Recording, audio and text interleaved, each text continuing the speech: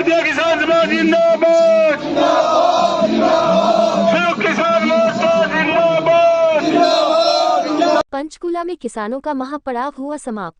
धरना स्थल पर पहुंचकर किसानों ने धरना समाप्त करने का किया ऐलान। 11 दिसंबर को हिसार में फिर से होगी किसानों की बड़ी बैठक। किसान नेताओं ने कहा बैठक में लिए जाएंगे बड़े फैसले और दिल्ली कुछ कर सकते हैं। धरना स्थल से किसान वापस अपने घरों को लौटे।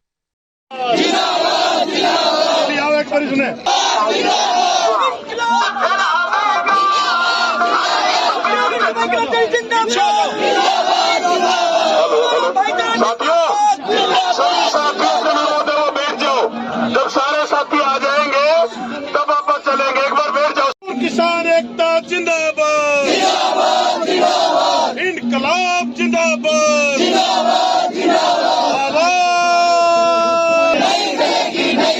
इनकलाब जिंदाबाद, CITU जिंदाबाद, मजदूर किसान एकता जिंदाबाद।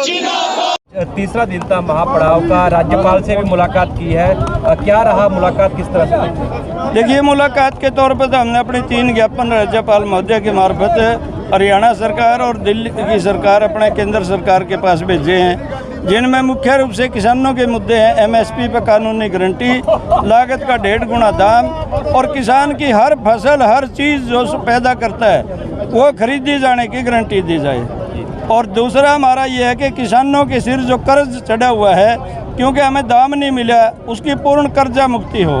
जब कारपोरेट का बड़े साहूकारों का माफ़ हो सकता है तो हरियाणा के किसानों का कर्ज माफ़ क्यों नहीं हो सकता, ये एक मुद्दा है। सरकार बिजली पे कानून बनाना चाहती है, उसका बिल भी संसद में पेश कर दिया।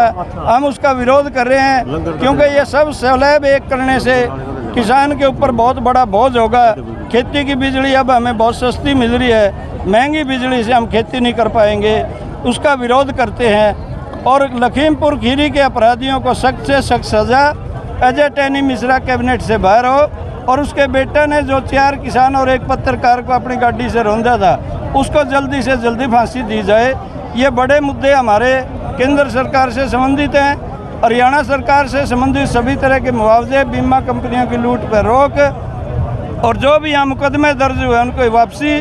और ख़ासकर इस साल जो बाढ़ आई जमुना नदी में, घाघर नदी में और मारकंडा नदियों में, उनकी वजह से 7000 एकड़ फसल जड़ी हमारी डूब गई, दोबारा बोनी पड़ी, दोबारा भी डूबी, और बहुत किसानों के खेत खाली रह गए। चाहे खाली खेत है, चाहे फसल मरी है, सबको मुआवजा दिया जाए।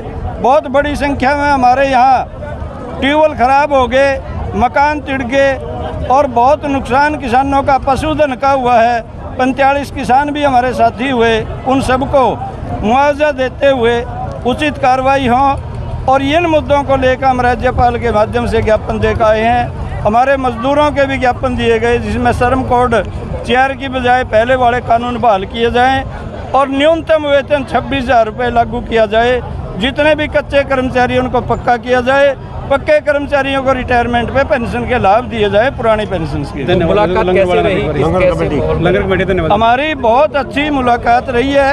और आप एक बात देखेंगे, किसानों में एक चेतना नई जगी है। हमारे अम्बाड़ा के साथियों ने, जो BKU भगत सिंह के नाम से यूनियन है, उन साथियों ने बहुत मेहनत करके ये 72 घंटे सब लोगों को यहाँ, ये कोई शर्त नहीं थी, एक बहुत बड़ा लंगर लगाया। उनका आभार व्यक्त करते हैं। और हमारे किसान साथी भी सैकड़ों की संख्या में अपनी ट्रैलियों में लंगर का पूरा माल लेकर आए और उन्होंने जगह जगह अपना खाना बना के खाया। हम पूरे प्रदेश की जनता का, विशेषकर हमारे अम्बाड़ा के साथियों का और सब मजदूरों किसानों का बहुत आभार व्यक्त करते हुए आज का ये 72 घंटे का धरना यहाँ समाप्त किया गया है। तो मैं विशेषकर आप मीडिया के लोगों का भी बहुत बड़ा आभार व्यक्त करता हूँ। जी, समय सीमा ये है कि 11 तारीख को हम हिसार में एक मीटिंग करेंगे 11 दिसंबर को, और उसमें आगामी फैसला लेंगे और हमारा फैसला हो सकता है दिल्ली की तरफ कूच करने का। ठीक है।